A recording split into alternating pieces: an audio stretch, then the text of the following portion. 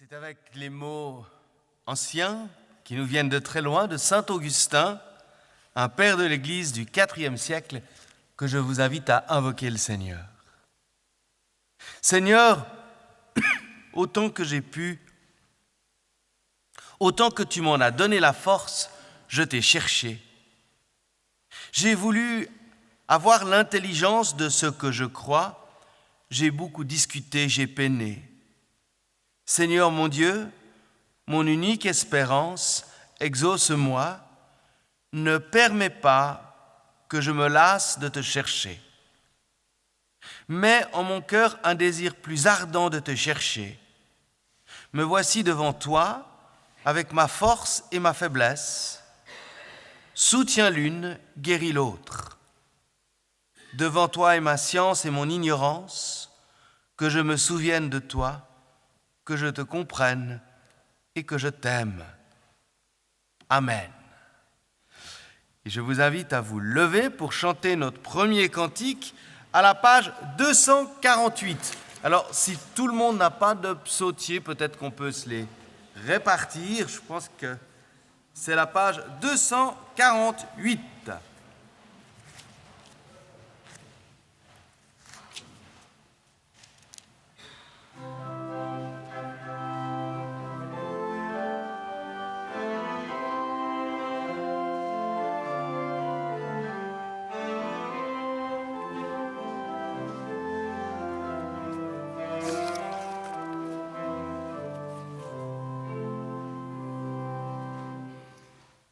Avec toi, Seigneur, tous ensemble, nous voici joyeux et sûrs de ton amour.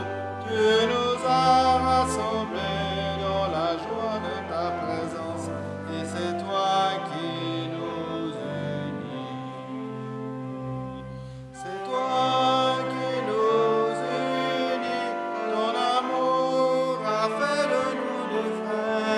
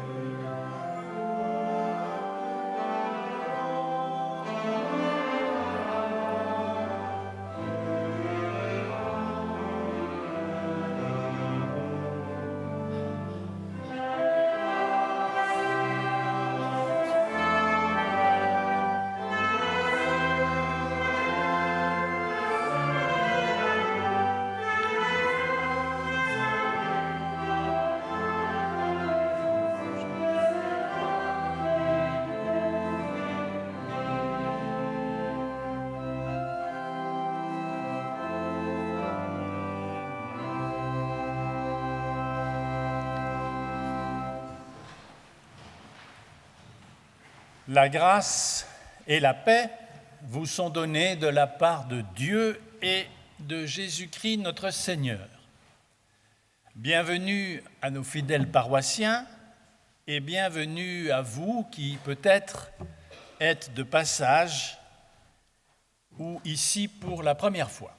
Cette maison est la maison de tous. Alors ce matin, nous avons le privilège de recevoir Nicole Cassioni. Nicole Cassioni est auteure elle a fait beaucoup de choses dans sa vie. Elle est auteure de plusieurs livres. Elle est scénariste et comédienne. Elle a été une femme politique, elle est encore, je crois, et elle a été également juge au tribunal pénal de Genève pendant une vingtaine d'années. Et sa dernière série télévisée, Sacha, qui a été diffusée sur plusieurs chaînes, la chaîne romande, la chaîne suisse, mais également sur la chaîne Arte, eh bien, retrace un peu sa vie, évoque les épreuves qu'elle a personnellement traversées et la manière dont elle les a surmontées. Et alors, avec beaucoup de simplicité et de générosité, elle a accepté de venir nous en parler dans ce culte, puisque c'est le principe des cultes invitation. J'ajoute que Nicole Cassioni est fière de ses racines protestantes, dans lesquelles sans doute elle doit puiser un esprit de résistance, et même si elle ne se tient pas dans l'Église, elle est sur le seuil, c'est une personnalité du seuil, et vous savez, ces personnalités sont souvent les plus intéressantes, car un de nos grands théologiens, Paul Tillich, a dit que le seuil, la frontière, c'est la meilleure place pour acquérir la connaissance. Bienvenue Nicole parmi nous, et d'avance, merci pour ce que tout à l'heure tu nous diras.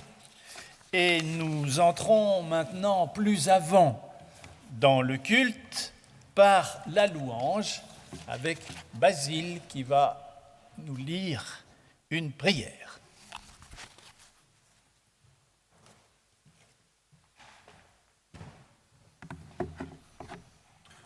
Mon Dieu, aujourd'hui j'aimerais te dire ma joie et mon étonnement de te savoir à mes côtés.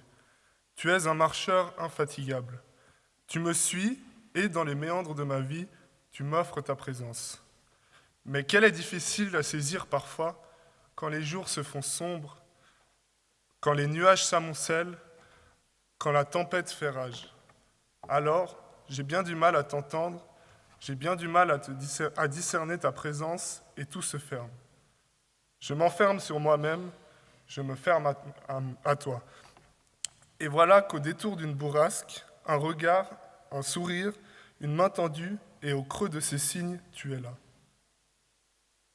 Chemin faisant, sur les sentiers de mon existence, je regarde en arrière et je vois les traces de mes pas mêlées aux tiens. Je regarde en avant et je vois comme une promesse. Tes pas, toujours, quoi qu'il advienne, seront mêlés aux miens. Amen.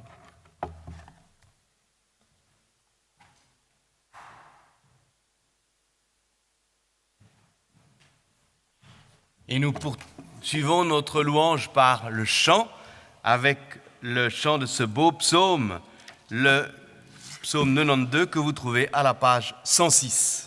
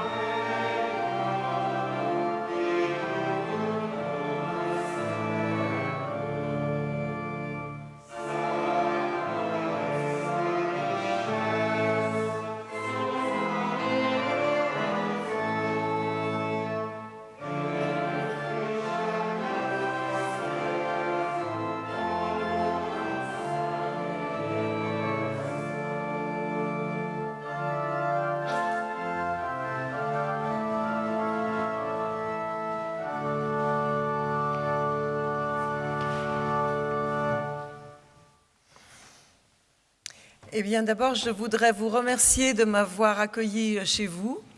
Je suis très honorée par cette invitation. Je te remercie infiniment, Vincent. Vincent qui est un ami d'enfance. Donc, nous nous connaissons depuis fort longtemps. Et je suis très, très, très heureuse d'être là. C'est un peu prétentieux peut-être de venir parler de sa vie. Alors, je ne vais pas parler de ma vie, je vais parler par le biais d'une série que j'ai coécrite et que j'ai créée qui s'appelle Sacha. Je vais vous en parler brièvement pour que vous sachiez de quoi il s'agit. Je ne sais pas si vous l'avez vu, il a passé dernièrement. C'est tiré d'un livre autobiographique que j'avais écrit il y a maintenant plus de 20 ans, qui s'appelait « Le soleil au bout de la nuit ». Il y a un message derrière. Et j'en ai tiré donc cette série. Ce qui était important pour moi, et c'est pour ça que je suis là devant vous, et j'espère que ça va au moins apporter quelque chose de positif dans votre pensée, j'espère, si je peux au moins avoir cette prétention-là, c'est cette trajectoire qui m'a permis d'être devant vous aujourd'hui, à l'âge de 63 ans, en vie, avec peut-être des douleurs, des bagages à porter de cette vie compliquée, mais qui me permet quand même d'être là en face de vous et qui m'a permis quand même de construire une vie après ça. En fait, Sacha est l'histoire d'une femme qui s'appelle Anne pour la fiction, qui dans la vraie vie s'appellerait Nicole, comme moi, et qui est dans la magistrature, et qui, au tout début de la série, va tirer sur un homme. Alors évidemment, j'ai tiré sur personne, mais il y a un côté dramaturgique, il fallait bien commencer par quelque chose. Et en fait, c'est l'enquête qui permet de dévoiler le passé de cette femme et pourquoi elle a tiré sur cet homme. Et en fait, à travers cette histoire-là, j'ai voulu parler de quelque chose de très important pour moi. C'est comment on arrive à se retrouver dans une situation de détresse extrême, dans une situation où plus rien n'est possible, où la seule chose qui nous ouvre un éventuel futur est la mort. C'est-à-dire que la délivrance, on imagine qu'on la retrouvera qu'à travers un départ. Cette histoire a commencé à l'âge de 5 ans. Donc ça, c'est ce que j'ai. Et c'est assez courageux d'ailleurs pour les chaînes de télévision qui sont les télévisions suisses et Arte d'avoir accepté de financer et de diffuser cette série parce que c'est un sujet qui est difficile. Bon, les prises de parole maintenant sont ouvertes, mais quand même. À l'âge de 5 ans, pendant 5 ans, j'ai subi l'inceste. L'inceste est pour moi un crime effroyable. Il y a même certaines personnes qui parlent de crimes contre l'humanité, je ne sais pas. Je ne veux pas me prononcer parce que c'est très compliqué ce genre de discussion. En tout cas, les Américains appellent les personnes qui ont été victimes dans leur enfance d'abus, soit l'inceste, c'est souvent le cas malheureusement, parce que c'est souvent au sein de la famille ou par des personnes extérieures, ils appellent ces personnes des survivants, c'est-à-dire que ça veut dire qu'il y en a peu. Les gens qui arrivent à l'âge adulte, qui arrivent à devenir des adultes, ou même des adolescents après ça. Ce qui n'empêche pas qu'il y a d'autres violences qui sont tout aussi graves, mais l'enfance est particulièrement destructrice parce que l'enfant, après, se construit là-dessus. Donc ça devient sa base éducative. Après, qu'est-ce qui s'est passé ? Il s'est passé que, évidemment, je me suis construit sur cette base-là, en pensant que c'était normal. Parce qu'à 5 ans, maintenant je suis grand-mère, j'ai des enfants qui ont cet âge-là, mon dernier petit-fils a 3 ans et demi, c'est pas loin de 5 ans, c'est encore un bébé, donc c'est évident que pour lui, il ne peut pas comprendre. Et je ne savais pas ce qui se passait, je pensais que c'était normal, que ça arrive à tout le monde. Donc, et en plus, c'était compliqué, parce qu'il y a l'amnésie psychique, enfin tout un phénomène qui fait que j'ai mis beaucoup de temps pour m'en rendre compte, même après, ça a été très compliqué. Donc sur le moment, ça s'est passé comme ça, pendant 5 ans plus ou moins, ça c'est en thérapie qu'on a réussi plus ou moins à calculer en fonction de paramètres extérieurs, le temps, parce que c'est compliqué aussi, par rapport à des anniversaires, à des événements. Après, il fallait absolument, donc je vous parle de quelque chose que moi j'appelle l'inconscient, après on peut l'appeler comme vous voulez, c'est-à-dire que moi il fallait que je me construise, et je me suis construit sur de la fange. Donc cette fange m'a amené à me détruire. C'est-à-dire que le choix de ma vie de jeune femme, je parle de jeune femme de 19-20 ans, a été de me détruire. Alors que j'avais un potentiel, j'aurais pu construire déjà quelque chose à ce moment-là. Et d'une façon tout à fait normale, ça va peut-être terriblement vous choquer. Je suis partie à Paris, après il y a toute une histoire derrière, j'avais fait le conservatoire, je voulais devenir comédienne, enfin j'étais partie, j'ai rencontré un homme qui s'est avéré être un voyou, enfin bon, et je me suis retrouvée pendant 5 ans, c'est pas par hasard, 5 ans aussi, à faire le trottoir à la rue Saint-Denis à Paris, dans les années 80, donc j'avais 19-20 ans, voilà. Et c'était, non seulement c'était d'une monstruosité totale, physiquement, je ne vais pas rentrer dans les détails, mais vous pouvez l'imaginer, la violence, j'ai eu une jeune femme qui est morte à côté de moi, enfin vraiment c'était un monde particulièrement violent, c'est terminé ça, maintenant il y a d'autres choses, c'est autre chose, mais on n'est pas là pour discuter de ça, mais à cette époque-là c'était comme ça, et j'avais évidemment un proxénète qui a faisait tout pour que je reste là, et que j'ai vécu vraiment cette souffrance très fort. Je ne vais pas du tout faire de la publicité pour la série, mais c'est sur Play Suisse et c'est gratuit et vous pouvez le voir encore maintenant. Mais c'est juste, il y a des passages peut-être que je suis en train de vous raconter. Je n'ai pas énormément de temps parce que Vincent m'a dit que j'avais un quart d'heure, donc il faut que je me dépêche et je suis bavarde. Mais peut-être, si vous avez envie, vous faites comme vous voulez, vous pouvez voir ça sur la plateforme Play Suisse. Et pendant ces 5 ans, j'ai trouvé que c'était tout à fait normal d'être là. Je ne me suis jamais révoltée, j'aurais pu m'enfuir, j'étais là parce que c'était normal, parce que c'était la seule chose que j'étais capable de faire. Je m'identifiais à une chose qui était complètement sexuelle, c'est-à-dire j'étais un enfant sexualisé à 5 ans, alors imaginez-vous qu'à 19-20 ans, je ne voyais pas où était le problème. Je n'avais pas de relation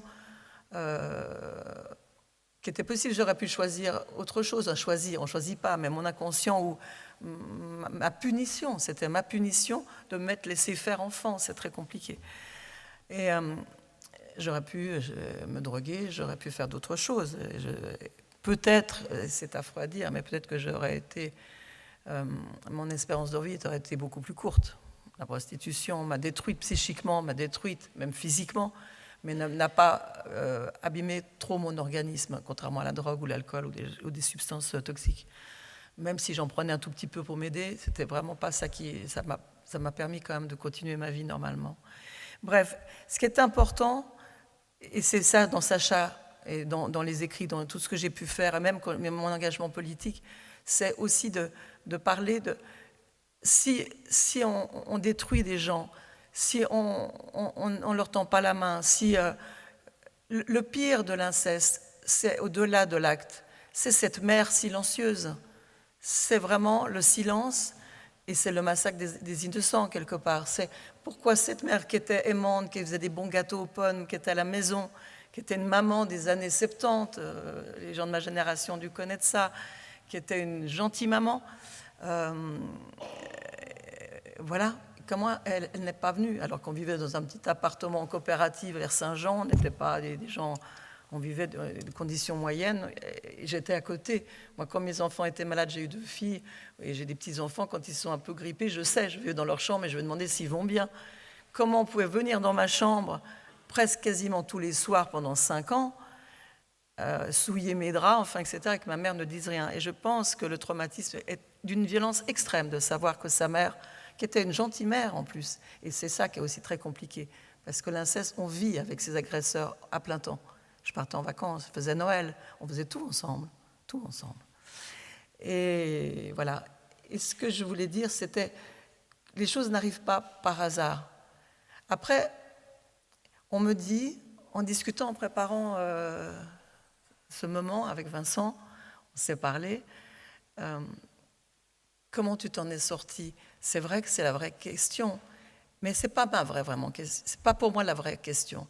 C'est comment je suis arrivée là, à la rue Saint-Denis. Et la rue Saint-Denis, j'y suis arrivée parce que j'ai été abusée. Mes filles, mes petites filles, vos enfants n'iront pas à la rue Saint-Denis, n'iront pas parce que vous les avez éduqués autrement. Parce que quand on leur donne à un enfant, on lui donne des bases solides. Alors après, on peut se tromper. Moi, je me suis trompée aussi, mais enfin bon. Mais il n'y a aucun proxénète du monde, il n'y a aucun réseau, il n'y a aucune solution pour ramener des jeunes filles ou des jeunes hommes, parce que je parle de jeunes filles, mais il y a beaucoup les abus, c'est sur les garçons aussi, bien entendu. ils ne se retrouveront pas dans la délinquance, dans la drogue. Il y a quand même quelque chose au départ qui est quand même d'une violence extrême. Et ça, pour moi, c'est quelque chose que je veux faire passer comme message. Et ça, c'est de la vraie prévention. Et heureusement, maintenant, les prises de parole, il y a MeToo, il y a des mouvements féministes qui me touchent. MeToo n'est pas vraiment un mouvement féministe. C'est une prise de parole, mais c'est une prise de parole pour les garçons, c'est une prise de parole pour les enfants, c'est une prise de parole pour les femmes. Alors qu'il y a des féministes, ou pas, hommes ou femmes, nous avons des grandes discussions, Vincent et moi, là-dessus. Je pense que c'est beaucoup plus général. On peut tous être concernés par ça. Après, il y a d'autres choses où on peut avoir des différences. Ce qui est important, c'est comment je suis arrivée à la rue Saint-Denis, puisqu'on parle de mon exemple. Et en fait, c'est c'est à cause de ce massacre d'enfants que j'ai vécu de l'âge de 5 à 10 ans, plus ou moins, parce qu'évidemment, c'est un peu plus confus que ça, mais c'est à peu près dans ces eaux-là. Ça a commencé, j'étais limite bébé. Après, ça s'est arrêté pour des raisons, parce que je commençais à devenir un peu trop grande, enfin bon. Et en plus, l'amnésie psychique a fait que j'ai complètement oublié. Je me suis retrouvée à la rue Saint-Denis. Pour moi, c'était normal d'être là. C'était ma place. J'étais incapable dans ma tête de me dire, mais tu peux faire des études, tu peux faire autre chose. Tu as un bagage, tu as quand même t'es peut-être pas nul à l'école. Enfin, ben non, c'était normal que j'étais là. Et en plus, je donnais mon argent. J'étais complètement, je me faisais frapper. C'était vraiment d'une violence extrême, la rue Saint-Denis. Et de vivre dans un milieu de voyous, c'était extrême. Et à un moment, il y a eu... moi, j'ai choisi la psychothérapie. Mais de nouveau, je trouve que vous avez beaucoup de chance. Je n'ai pas autant de foi que vous. Peut-être que la foi m'aurait permis aussi d'avancer. Mais en même temps, je pense qu'elle est peut-être là. Mais je n'ai pas cette force. Et j'ai connu d'autres épreuves. J'ai perdu mon mari, il avait 49 ans d'un cancer. Et un de ses derniers mots a été... il parlait à une pasteur, une amie pasteur, et il lui a dit... Je suis triste de ne pas avoir la foi. Mais en même temps, il avait demandé de parler à la pasteur et il y a eu après un culte.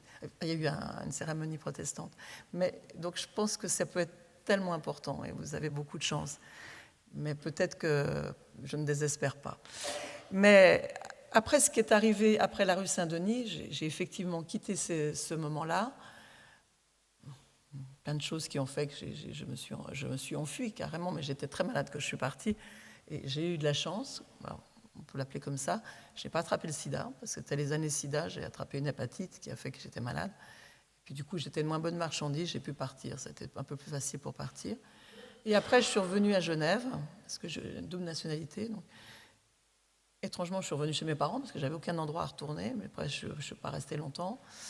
Et là, bon, j'ai commencé à travailler comme... à l'époque, il y avait encore des téléphonistes réceptionnistes, c'était les années 80. Quand je suis entrée en 85-86. Et puis, voilà. Et c'est à ce moment-là que j'ai décidé de reconstruire une autre vie. Mais en fait, l'histoire peut s'arrêter là. Après, c'est vrai ce que disait Vincent. C'est vrai qu'après, j'ai repris des études, après, j'ai fait d'autres choses, j'ai des enfants. Malheureusement, les séquelles peut-être ont fait que j'ai eu 2 mariages. J'ai été divorcée une fois et je suis veuve, mais même n'ont pas été excessivement heureux, peut-être parce que je ne me suis pas donné le droit d'avoir ce bonheur de couple. Je ne sais pas, peut-être. Je ne sais pas.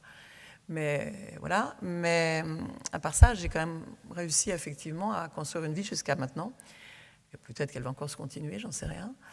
Mais en tout cas, même si elle s'était arrêtée comme téléphoniste-réceptionniste, je trouve que le fait d'avoir trouvé la force de partir, alors cette force-là, vous l'appelez aussi comme vous voulez, on discutait avec Vincent, j'ai lu aussi, les textes que Vincent m'a envoyés. Oui, ça me parle, bien sûr. Est-ce qu'elles viennent d'ailleurs? Je ne sais pas. Mais elles viennent en tout cas de moi aussi. La résilience, vous savez, c'est un déclic, la résilience. Cyrulnik, j'ai l'honneur d'être cité dans un de ses livres qui s'appelle La honte, et qui parle d'ailleurs de ma mère, parce que la honte aussi, ça vient que le silence qui entoure toutes ces horreurs. Cyrulnik parle de la résilience, mais la résilience, c'est le moment, le déclic qui fait qu'on décide de changer. Après, il peut y avoir effectivement des tuteurs de résilience, c'est-à-dire des gens qui vous tendent les mains. Ça, je n'ai pas vraiment connu, il ne faut pas rêver, c'est rare.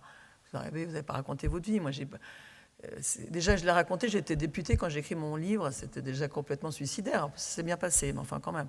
Et j'ai attendu d'avoir 63 ans pour parler d'inceste. Avant, je n'arrivais même pas à en parler, c'était compliqué. Mais disons, ce qui était important, c'était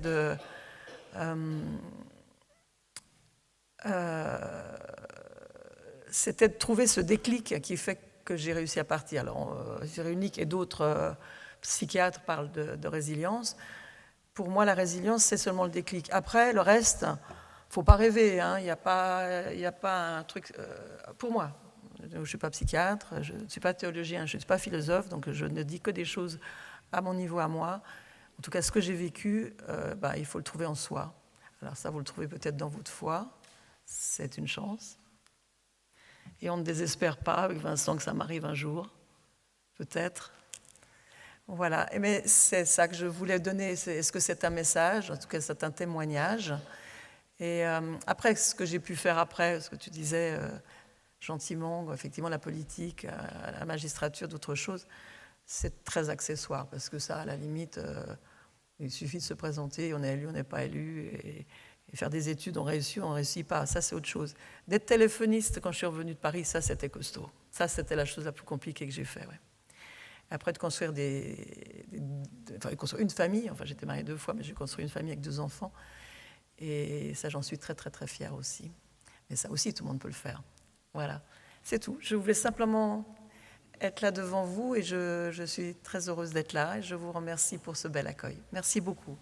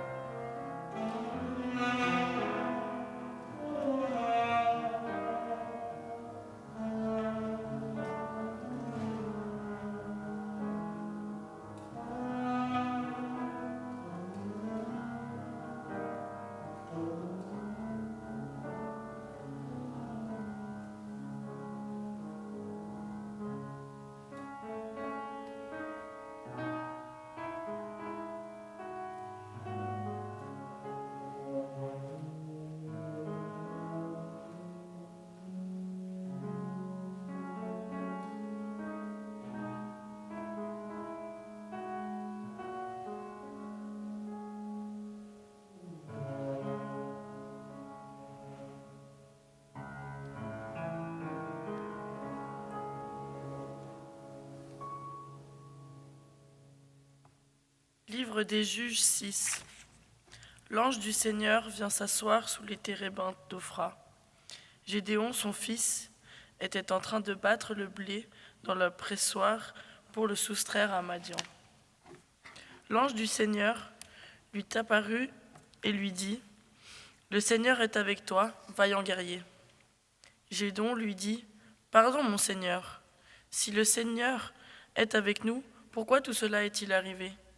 Où sont donc toutes les merveilles que nous racontaient nos pères en concluant : n'est-il pas vrai que le Seigneur nous a fait monter d'Égypte ? Or maintenant le Seigneur nous a délaissés en nous livrant à Madian. » Le Seigneur se tourna vers lui et dit : « Va avec cette force que tu as et sauve Israël de Madian. Oui, c'est moi qui t'envoie. » Marc 12, 28 à 34. Un scribe s'avança. Il les avait entendus discuter et voyait que Jésus leur avait bien répondu. Il lui demanda : « Quel est le premier de tous les commandements ? » Jésus répondit : « Le premier, c'est : Écoute, Israël, le Seigneur, notre Dieu, est l'unique Seigneur. Tu aimeras le Seigneur, ton Dieu, de tout ton cœur, de toute ton âme, de toute ta pensée et de toute ta force. Voici le second. Tu aimeras ton prochain comme toi-même. Il n'y a pas d'autre commandement plus grand que cela. » Le scribe lui dit : « Très bien, maître, tu dis vrai. Il est l'unique, il n'y en a pas d'autre que lui. Et l'aimer de tout son cœur, de toute son intelligence, de toute sa force, et aimer son prochain comme soi-même, cela vaut mieux que tous les holocaustes et sacrifices. » Jésus, voyant qu'il avait répondu avec sagesse, lui dit : « Tu n'es pas loin du royaume de Dieu. » Et personne n'osait plus l'interroger. Corinthiens 12, 9 et 10. Le Seigneur m'a déclaré : « Ma grâce te suffit, ma puissance donne toute sa mesure dans la faiblesse. Aussi mettrai-je ma fierté bien plus tôt dans mes faiblesses, afin que repose sur moi la puissance du Christ. Donc je me complais dans les faiblesses, les insultes, les contraintes, les persécutions et les angoisses pour Christ. Car lorsque je suis faible, c'est alors que je suis fort. »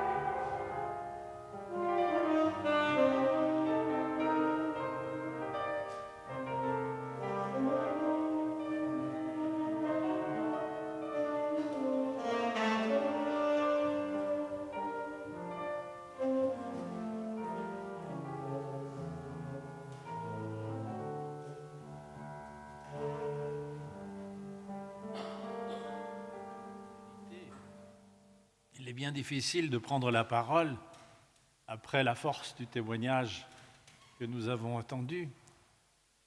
Mais justement, j'aimerais brièvement avec vous méditer quelques instants sur cette notion de force que vous avez entendue dans les textes, et particulièrement cette exhortation du livre des Juges, qui a d'ailleurs inspiré la série Star Wars, « Va avec la force que tu as », ça vient de là. Selon cette exhortation, l'être humain n'est pas un être dépourvu de ressources. Il y a de la force en lui, à laquelle il peut faire confiance. Et cette force, il ne faut pas la négliger. Il y a en toi une force qui te permet de faire des choses, d'entreprendre, de faire quelque chose de ta vie, comme on dit, parce que la vie, finalement, c'est un élan. et c'est un projet vers l'avant. Alors, une vie qui ne trouve pas à s'investir ni à exercer sa force, c'est une vie contrariée. Tout se passe au fond comme si Dieu avait déposé dans l'homme, dans l'être humain. Lorsque je parle de l'homme, c'est avec un grand H, c'est l'homme philosophique, ça inclut aussi la femme naturellement. Aujourd'hui, il faut préciser ces choses-là. Tout se passe comme si Dieu avait confié à l'être humain quelque chose de son secret. Vous savez, il est dit que le 7e jour, Dieu se reposa. Le 7e jour, Dieu se retire. Et il confie à l'homme les clés du monde. Désormais, c'est à l'homme de continuer cette aventure en aménageant le monde avec la force qui lui a été donnée. Donc vous voyez, la force, dans la Bible, c'est une bénédiction. C'est une sorte de bénédiction initiale que chacun recèle. Seulement, en même temps, il faut faire attention. Il s'agit de ta force, mais il ne s'agit que de ta force. La limite, c'est toi-même, ton humanité.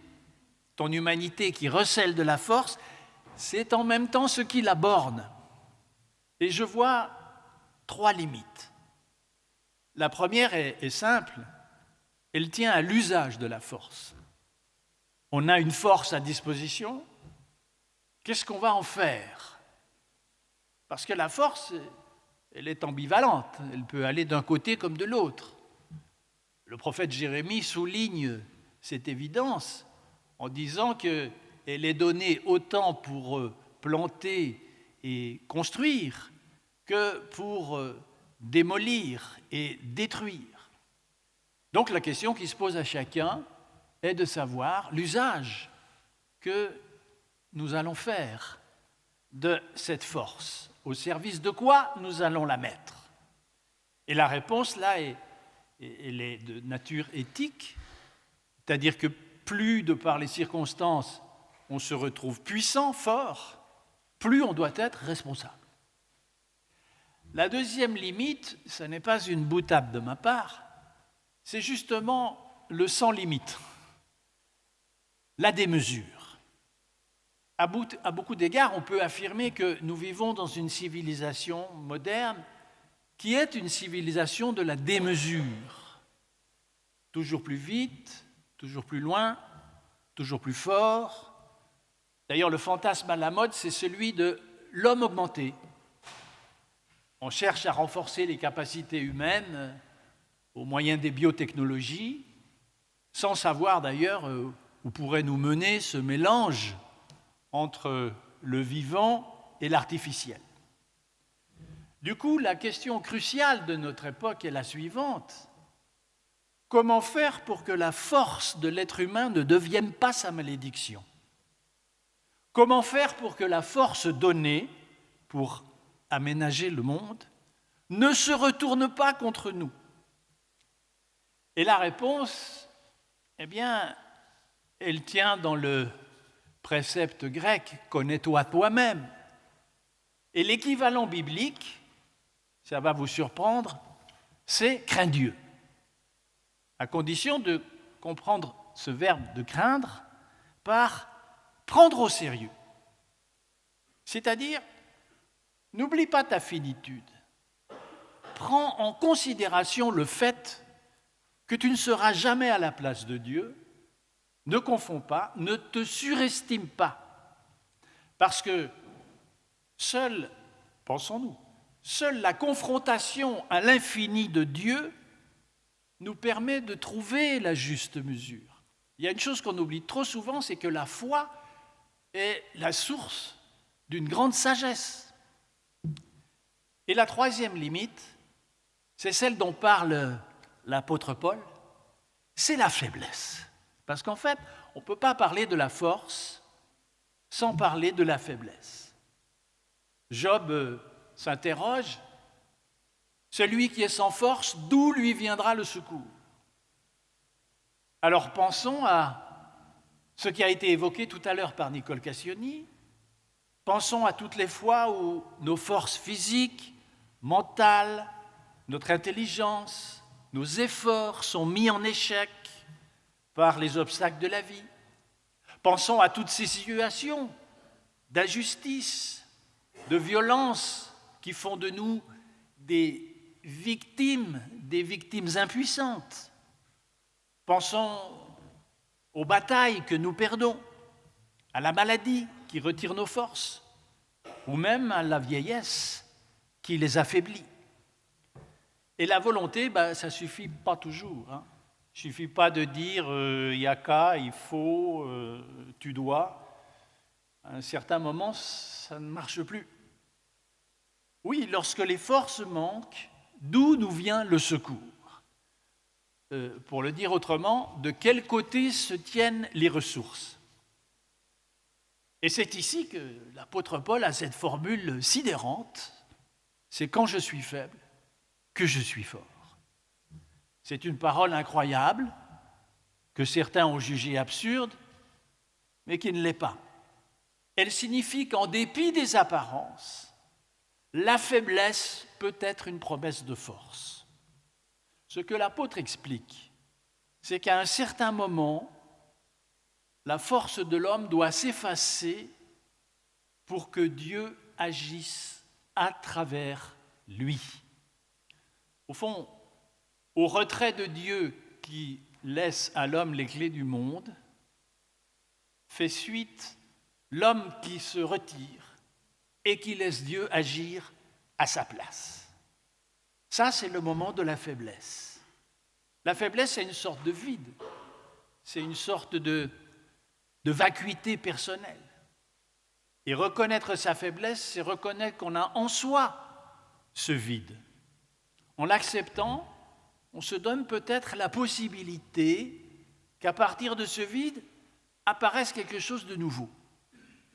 Une puissance qui se manifeste en nous, mais qui ne vient pas de nous. Et j'ai un souvenir personnel, si vous le permettez, où je me trouvais, il y a quelques années, au chevet d'une personne qui était en fin de vie. Et cette personne était extraordinairement angoissée par la perspective de la mort, au point, m'avait-elle dit, qu'elle n'avait plus la force de prier. Alors je lui ai dit un peu tout à trac comme ça, écoutez, si vous ne pouvez plus prier, demandez à Dieu de se débrouiller avec ça. Débarrassez-vous de ce problème. Lui, il en fera ce qu'il voudra. Et elle l'a fait.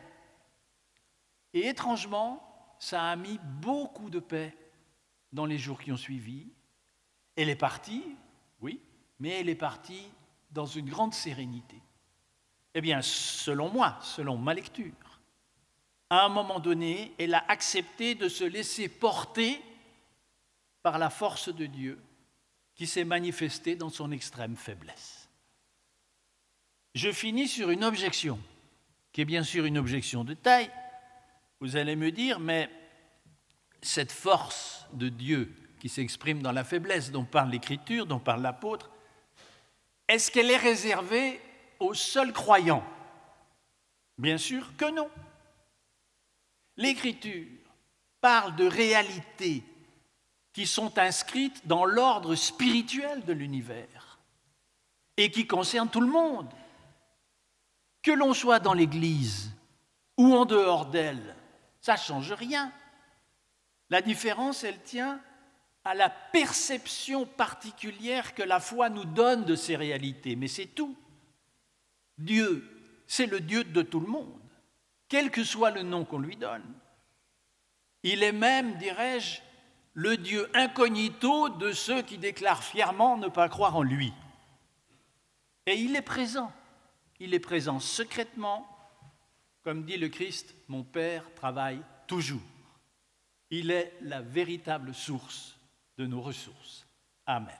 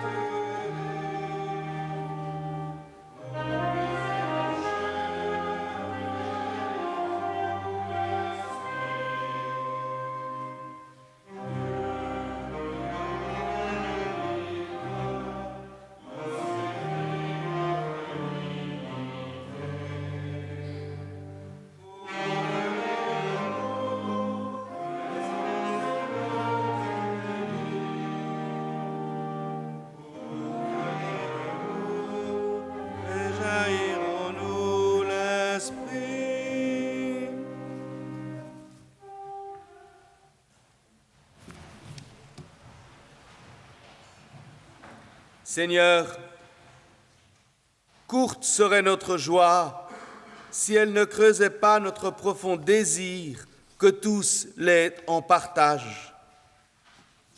Toi, qui es toujours à l'œuvre par ton pardon si généreusement donné, inspire-nous ces chemins à entr'ouvrir, pour que la nuit de la violence et du non-sens ne l'emporte pas en notre monde, mais que se déploie en lui par l'Esprit le souffle résurrectionnel de la Pâque du Christ. Alors viendra le jour où le chant d'un seul Alléluia nous unira dans la pluralité des voix et des cultures, des peuples à travers le temps. Amen. Le Seigneur Jésus, dans la nuit où il fut livré, prit du pain, et après avoir rendu grâce, il le rompit et le donna à ses disciples en disant : « Prenez, mangez, ceci est mon corps donné pour vous, faites cela en mémoire de moi. » De même, après le repas, Jésus prit la coupe, et après avoir rendu grâce, il la leur donna en disant : « Buvez-en tous, ceci est mon sang, le sang de la nouvelle alliance versé pour la multitude pour le pardon des péchés. Faites cela en mémoire de moi, toutes les fois que vous en boirez. » Et nous nous levons pour chanter le Notre Père, que vous retrouvez à la page 972.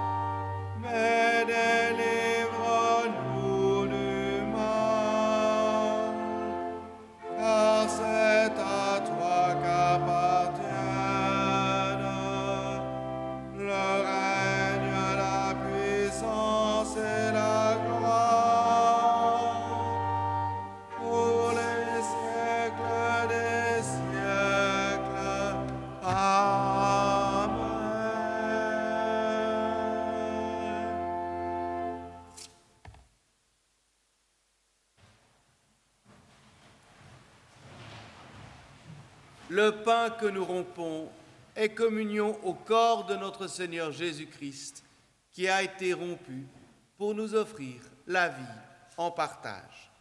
Amen.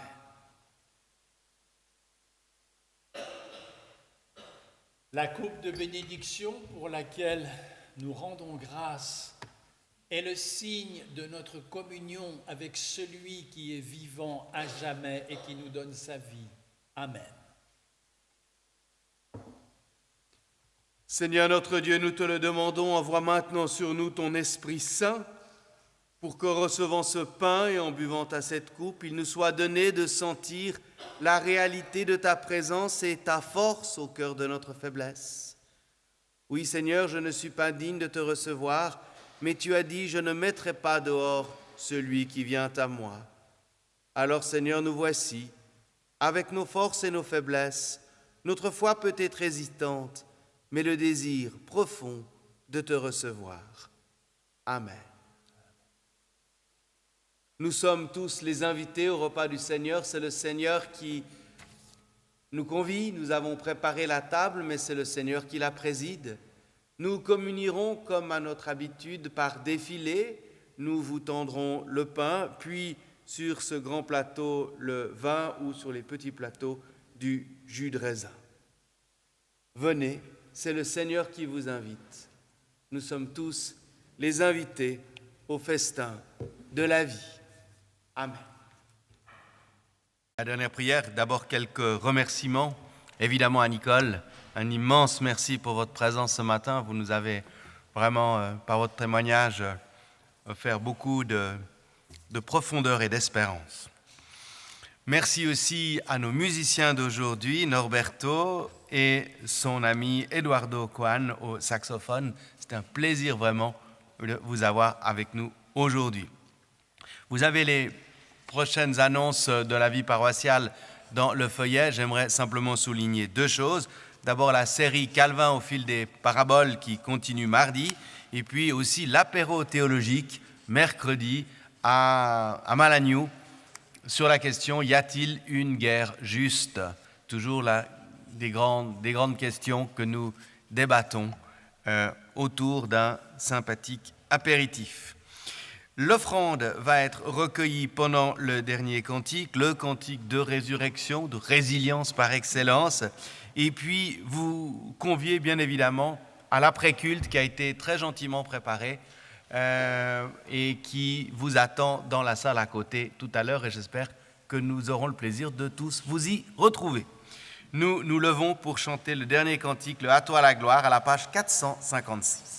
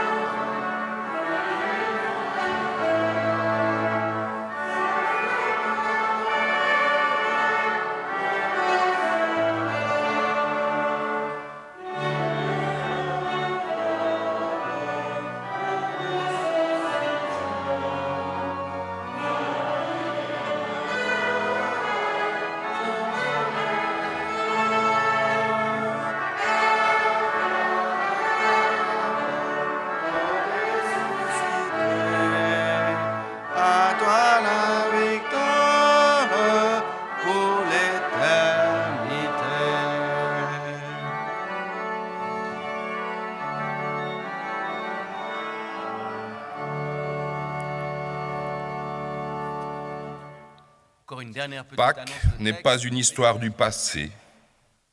Pâques est une histoire pour les jours d'aujourd'hui. À la suite de la Pâque du Christ, notre Pâque s'accomplit chaque jour. Notre Pâque, notre passage à travers la mort, se réalise chaque fois que nous vainquons la mort du mensonge pour aller jusqu'à la vérité. Chaque fois que nous vainquons la mort de la rancœur pour aller jusqu'à la réconciliation. chaque fois que nous vaincrons la mort de l'indifférence pour aller jusqu'à la compassion. Notre Pâques est en achèvement chaque fois que nous allons, quoi qu'il en coûte, jusqu'à la vie semée par nos propres mains. Grâce te soit rendue, Seigneur, pour ta vie, pour la vie que tu nous donnes aujourd'hui et à jamais. Amen.